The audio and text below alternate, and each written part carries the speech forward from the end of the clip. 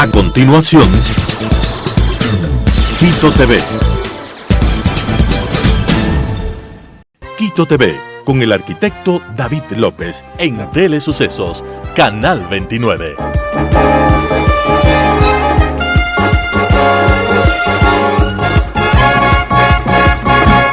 ¿Qué tal, amigos? Bienvenidos a Quito TV, el espacio de la ciudad a través de Telesucesos, sus distintas frecuencias, además 29 y 29.1 en televisión abierta, 73 en Extreme TV Cable, 43 en Claro TV, Canal 6 en Cable Unión, Alfa TV. También nos pueden ver desde cualquier parte del mundo, www.telesucesos.net. Ahí hay un botón de en vivo en streaming a través de nuestra página web y también en YouTube, donde posteriormente subimos este programa al igual que el resto de programación del canal. YouTube, Telesucesos HD. Tenemos la presencia el día de hoy del doctor Rodrigo Espinosa Bermeo. Hace un año, a finales del 2022, le entrevistábamos acerca de su biografía. Nos faltó tiempo incluso para hablar de lo que es la vida del doctor Rodrigo Espinosa. Primero queremos llegar con nuestra nota de pesar. El pasado 5 de noviembre, su señora esposa, Lolita Villaquirán Levet, falleció aquí en la ciudad de Quito, así que nuestra nota de pesar, doctor, para la familia Espinosa Bermeo, Villaquirán Levet y también Espinosa Villaquirán. Doctor, bienvenido, ¿cómo está? Muchas gracias por recordarme momentos que fueron muy dolorosos, pero que ahora estoy viviendo pensando solamente en cuestiones positivas respecto a la felicidad que tuvimos los dos viviendo más de 60 años juntos. Así es, y revisábamos hace un año, usted traía incluso una foto en la que decía, esta foto es cuando éramos novios en la casa de mi señora esposa en la avenida Queseras del Medio. En la parte posterior se encontraba la casa del doctor Miguel Andrade Marín, del ingeniero Miguel Andrade Marín, sí. Esa era una foto que la vamos a poner luego en la edición de este programa, además, porque la tenemos ahí para recordar. Esos fueron los inicios de su vida amorosa, de compañía, sobre todo con su señora esposa. Y mi vida profesional también. Claro, sí, porque estuvo relacionada directamente su vida profesional con la vida sentimental y de su señora esposa, por supuesto. Sí, fue muy valiosa para mi vida profesional también, mi mujer. Así es. Estos días, usted dice, después de este trance y de estos momentos tan dolorosos, estoy viviendo y pensando en cosas positivas. ¿Cuáles son esas cosas positivas, doctor? Bueno, siempre recuerdo las cosas muy interesantes que hacíamos. Por ejemplo, le comentaba de que yo no manejaba, yo no era piloto, y mi mujer siempre fue la que manejó. Y me llevaba siempre a la oficina, a la universidad, pero por ejemplo un tiempo que vivíamos en Washington, del Banco Mundial donde yo trabajaba a la casa, había más de 1 hora y un poco más de camino, y mi mujer me iba a dejar y me iba a sacar todos los días. Ella manejaba. Ella manejaba, y también cuando, por ejemplo, solíamos ir de paseo a Canadá, desde Nueva York, por ejemplo, ella iba manejando y vivíamos una vida muy, muy interesante. Los dos, por lo general, alquilábamos un carrito un poco grande porque tenemos 5 hijos. Claro. Entonces íbamos adelante los dos y ambos fumábamos y el resto no fumaba y se desesperaba. ¿Fumaban ustedes ya? Sí, se desesperaba porque nosotros fumábamos. Y pasábamos muy lindo porque nos movíamos de acuerdo a los intereses que nuestros hijos tenían y los intereses que nosotros teníamos. Igualmente, por ejemplo, cuando estuvimos en Europa algunas veces, tomábamos un automóvil, alquilábamos y nos movíamos por casi toda Europa. Entonces ahí pasé cosas muy interesantes. Ella manejaba siempre. Ella manejaba siempre. Y a veces, por ejemplo, nos resultaba que, recuerdo que cruzando Alemania, no encontré los pasaportes. Estábamos yo con mi señora y un hijo y no habían los pasaportes. Entonces, cuando abrí la puerta del carro encontré que el pasaporte se habían caído los pasaportes y no tuvimos problema. Esas son de las cosas positivas en las que está Positivas pensando, y todos los recuerdos. sí, todos los momentos muy felices que pasamos juntos, ¿no?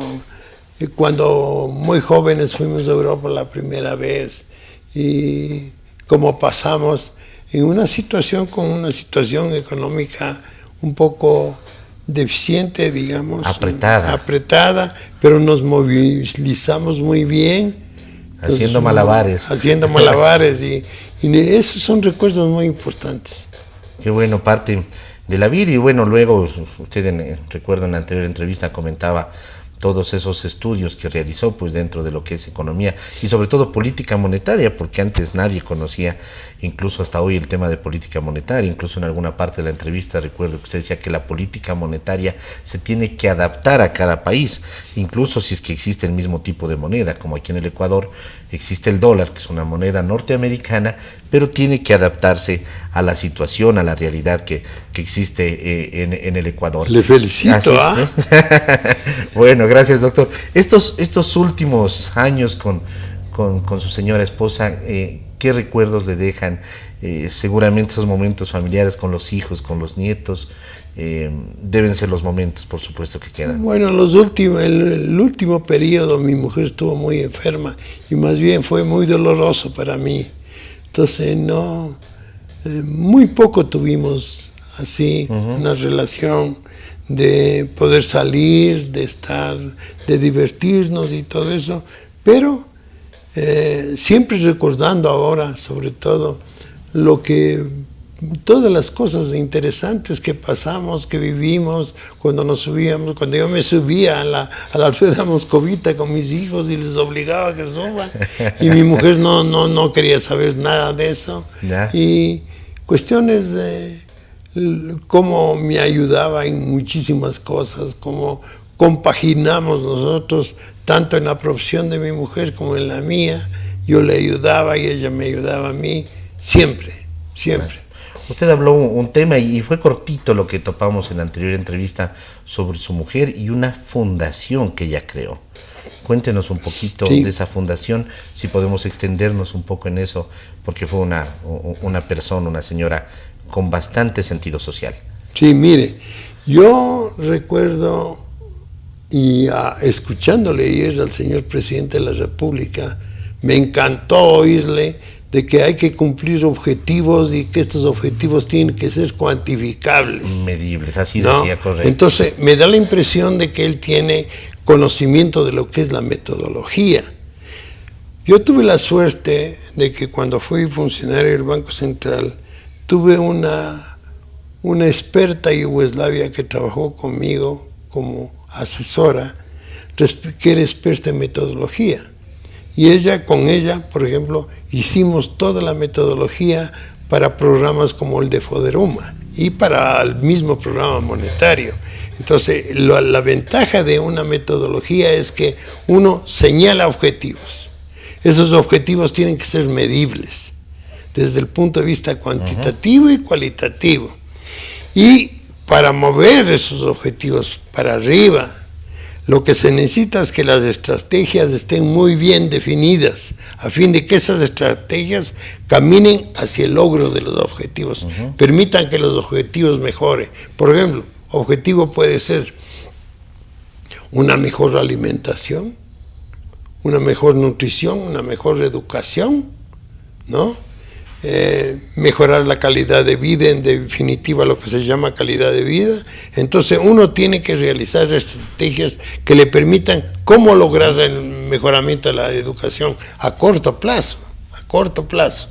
Entonces se fueron desarrollando un sinnúmero de estrategias y proyectos que mejoraban la educación de los beneficiarios, digamos, en forma inmediata. La salud igual. Se diseñaron determinados, por ejemplo, estrategias a fin de que la propia comunidad pueda encargarse de los problemas de salud. Entonces así aprenden y son puntales importantes en en el desarrollo de los proyectos y así definitivamente en todo. Entonces me encantó escucharle por primera vez a alguien que hablaba de objetivos cuantificables. Entonces me da la impresión de que él conoce de metodología y eso me gustó muchísimo porque a mí eso me ayudó tremendamente en las actividades que yo desarrollé en el Banco Central y en mi vida. Ajá. Le preguntaba de la fundación que tuvo. Y sobre la fundación. La fundación, mi mujer, como le decía, le comencé a hablar de Foderuma, mi mujer me acompañó mucho en Foderuma a conocer, a moverme por todo el país. Y ella quedó impresionada de la pobreza que hay en el Ecuador, realmente impresionada.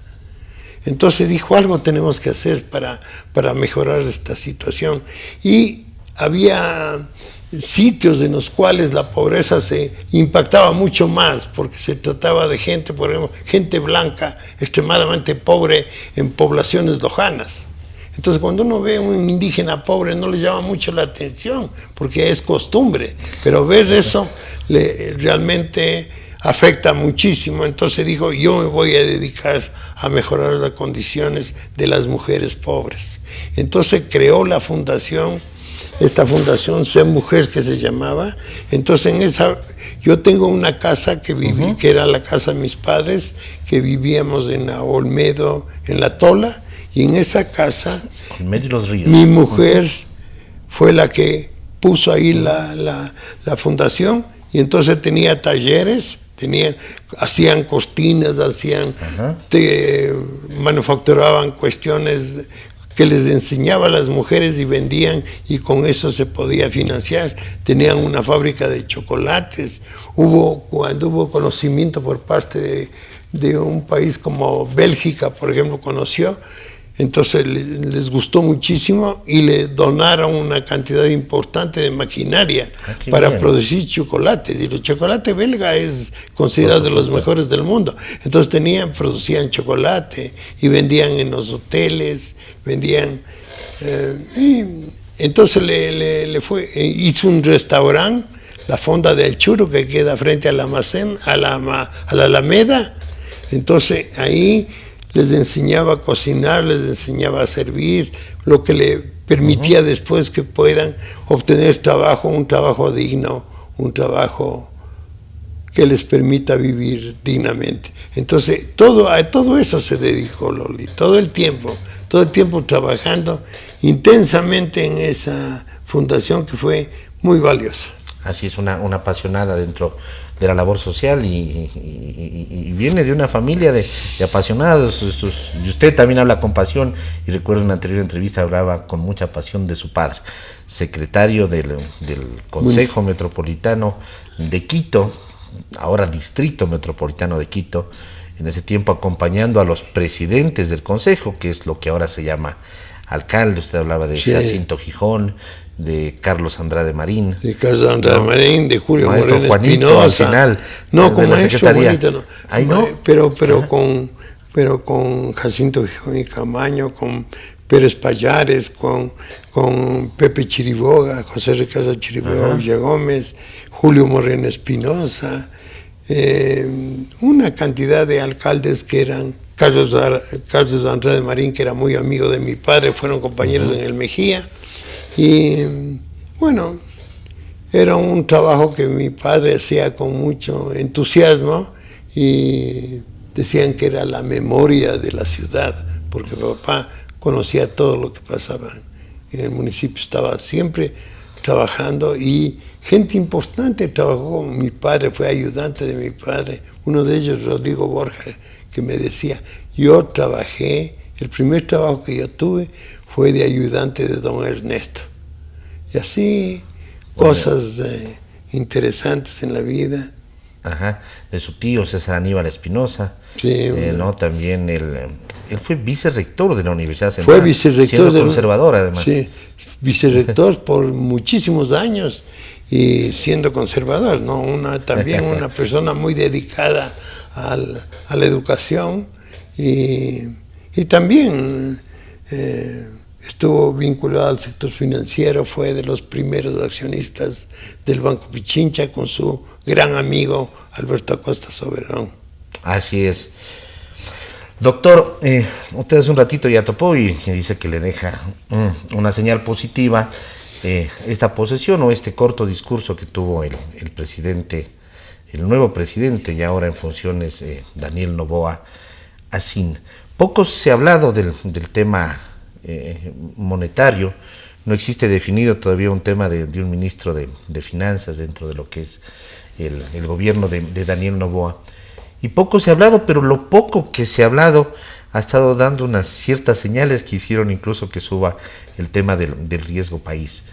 ¿Cuál cree usted que debería de ser ya dentro del campo profesional y de política monetaria la línea que debería de tener el gobierno de Daniel Noboa en las circunstancias en las que estamos con una caja de 170 millones de dólares, creo que se habló ayer, que dejaba el gobierno y el ministro saliente decía que sí, eso puede ser poco, puede ser mucho, pero que hay que seguir cobrando y recaudando lo que se tiene que recaudar? Bueno, yo por eso le digo que yo estoy muy contento de las palabras que le escuché, me pareció muy práctico y un hombre con conocimientos.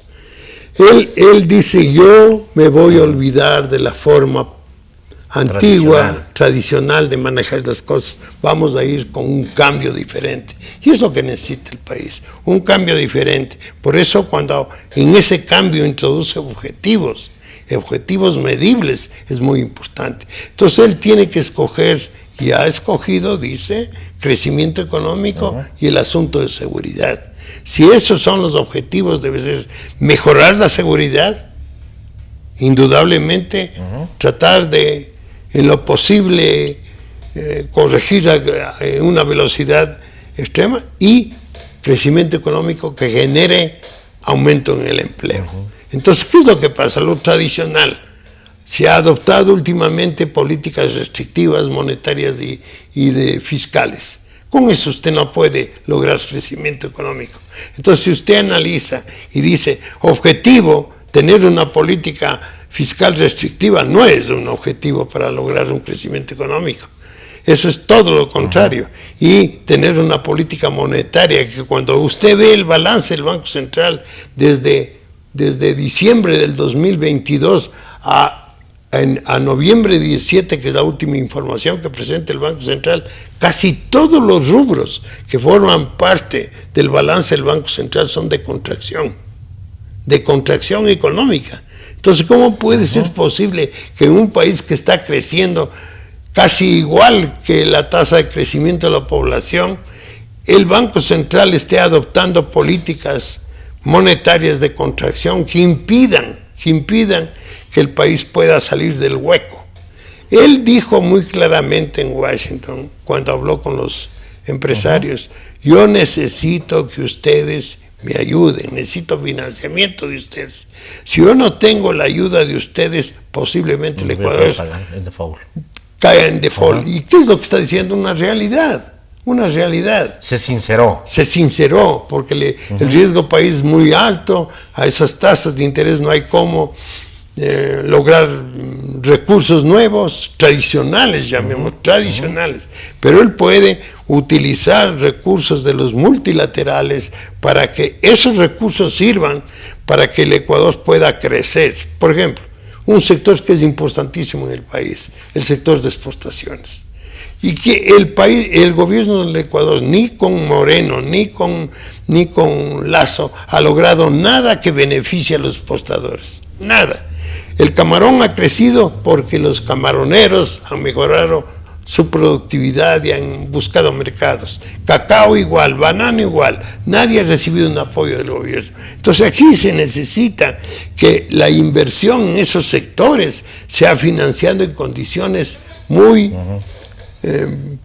prácticas, porque mire, el Ecuador es un país que no tiene inflación y tiene la tasa de interés más alta del mundo. Entonces, la mayoría... Contradictorio, ¿no? Contradictorio, entonces, y contraccionista. Así es. Entonces, ¿usted qué debe hacer? Tratar de invertir. Inversión es para invertir usted necesita un crédito a mediano y largo plazo. Y en las condiciones financieras que permitan realmente que el inversionista obtenga una mejora en su productividad, y el gobierno tiene que ayudar buscando mercados. Los mercados que yo recuerdo Novoa es un tipo que buscaba mercados y se pasaba trabajando, buscando mercados y todo eso. El Ecuador tiene que ahora tratar de firmar tratados de libre comercio como tienen Colombia, Perú, Chile, que eso es lo que permite ampliar las posibilidades de exportación del país. No solamente las posibilidades de exportación, que usted puede ampliar la capacidad de exportación y ampliar la producción y ampliar el Producto Interno Bruto, ampliar el empleo por ese sector, pero también las importaciones. No podemos vivir con unos aranceles elevadísimos que impactan sobre la competitividad de la economía ecuatoriana. Los aranceles tienen que bajar y permitir que se cree valor agregado en aquellos productos que requieren insumos y capital importado, equipos importados. Entonces eso hay que hacer y el ecuatoriano se beneficiaría de precios más bajos y la posibilidad de empleo, que un empleo con calidad. Ese empleo sí va a ser siempre superior a los requisitos que se requieren para tener un empleo con calidad, que es sobre el salario mínimo y por lo general las exportaciones y los productos que tienen alta productividad, los trabajadores ganan mucho más que el salario mínimo. Así es. ¿Qué se debe de hacer para bajar estos intereses que son tan altos? Porque además esos techos y esas bases, ¿las fija quién? ¿Las fija el Banco Central? Las fija el Banco Central. Correcto. Pero lamentablemente lo que se hace muchas veces que se adoptan estas medidas tradicionales. Tradicionales son a favor del que tiene, del que tiene poder. Así es. Y se olvidan de los excluidos. Se olvidan de la clase media. Ya vimos cómo tuvimos una reforma tributaria en donde se golpeó tremendamente la clase media. Entonces no, hay que pensar que primero uno tiene que mejorar la recaudación de impuestos. ¿Cómo mejora? Con el crecimiento de la economía. No con más impuestos, sino con el mejoramiento de la economía. Con menos impuestos. Claro. El menos impuestos genera mayor cantidad de producción, de ventas, y esas ventas generan mayores ingresos, esas ventas generan más utilidades, entonces generan más ingresos al gobierno, y el gobierno se olvida muchas veces de ir creando un sinnúmero de burocracia que lo único que hace es estar vigilando este tipo de impuestos, que son... ¿Subsidios? ¿Hay que quitar subsidios? Digamos, los subsidios que van a los grupos de ingreso bajo hay que quitarlos, hay que mantenerlos. Hay que mantener. Pero, por ejemplo, el subsidio de los combustibles, ¿cómo es posible que no se haya podido controlar que ese subsidio vaya realmente al focalizar? No se lo ha hecho. No se lo ha hecho, y se habla. Si usted tiene como objetivo, él dice, voy a focalizar los subsidios, tomando en cuenta que esto no tiene que afectar a los grupos vulnerables, sino que tengo que hacer que el que tiene dinero pague y no tenga subsidios. Entonces, si usted tiene como objetivo ese, va a encontrar un sinnúmero de estrategias que le van a permitir usar con procesos convenientes, sistemas que le permitan realmente lograr eso. Entonces usted va a focalizar en poco tiempo. Ahí disminuimos los egresos. Disminuye los egresos, disminuye la burocracia y disminuye un sinnúmero de cosas. Mire, las compras públicas. Aquí, por ejemplo, las medicinas compra cada hospital. Es un absurdo. Hay que concentrar, que sea una institución la que compre las medicinas para repartir a todos. Entonces, por cantidad, el precio seguramente que se va a comprar va a ser mucho más bajo, como hacen las multilaterales, que compran para todas sus empresas en todo el mundo. Entonces, usted compra a un precio más conveniente y utiliza estos proveedores de estos productos para que permitan ayudar con estrategias que permitan facilitar la entrega de estos y con concursos abiertos que concurso abierto, muy abierto. Entonces, lo que decía, usted sabe que cuando uno tiene un seguro de salud y le dan medicinas, el seguro de salud le dice, muy bien, usted tiene que llenar una receta donde el médico diga qué enfermedad tiene, cuál es el cliente, cuál es la cédula de identidad del cliente y qué es lo que le estoy recetando por estas enfermedades. Entonces usted puede chequear que las medicinas que está pidiendo son para atacar el problema de la enfermedad. ¿Sabe quién es el paciente? Con su identidad, y cuando va a la botica con esa receta, el boticario tiene que tener una conexión en línea con la institución del gobierno, que es la que está encargada del seguro. Entonces le dice, muy bien, aquí tengo una receta de Rodrigo Espinosa, cédula tal, el señor tiene diabetes y le están recetando esto, el doctor que le recete es este. Entonces dice, muy bien. ¿Por qué no se lo hace? ¿Por qué no se lo ha hecho, doctor? Porque no hay metodologías. ¿O hay mafias enquistadas ahí dentro del sistema de salud? Pero la mafia usted la elimina con esto que está hablando el presidente, que me encantó a mí, primera vez que oigo algo metodológicamente positivo. Entonces yo estoy contento. Yo sé que es yo digo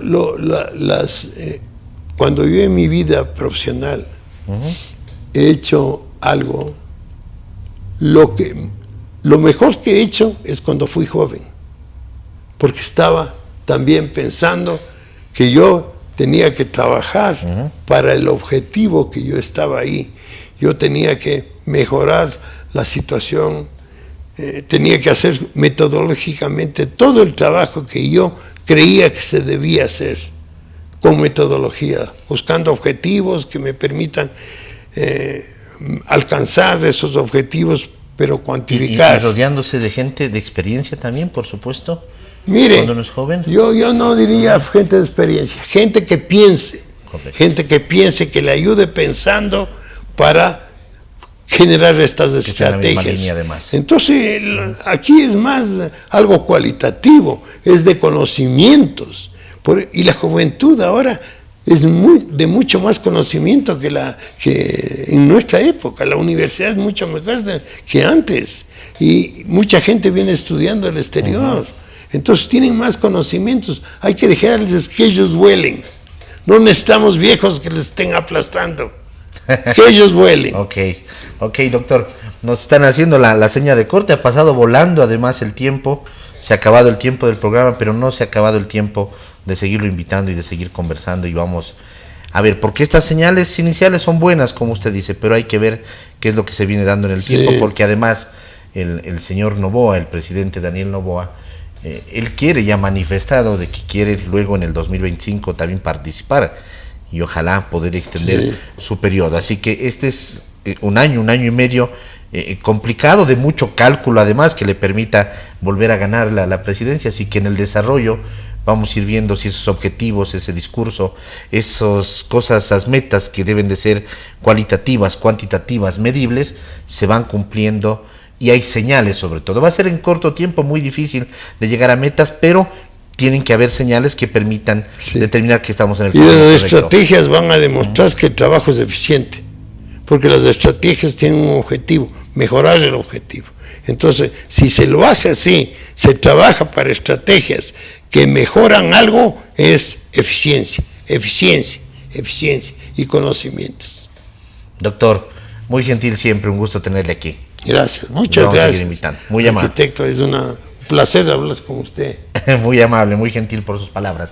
Amigos, el doctor Rodrigo Espinosa Bermeo ha estado aquí con nosotros el día de hoy, hablando un poco de su vida, esta pérdida cercana en el tiempo que tuvo, cercana en el tema de la relación familiar, como fue la de su esposa Lolita Villaquirán Levet, y hemos hablado en la parte final también de lo que se viene, de cuál debe ser la política monetaria y económica del nuevo gobierno.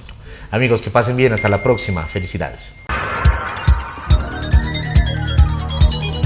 Las opiniones vertidas en este espacio por la producción y dirección del programa son de exclusiva responsabilidad de sus autores y de quienes intervienen en ellos.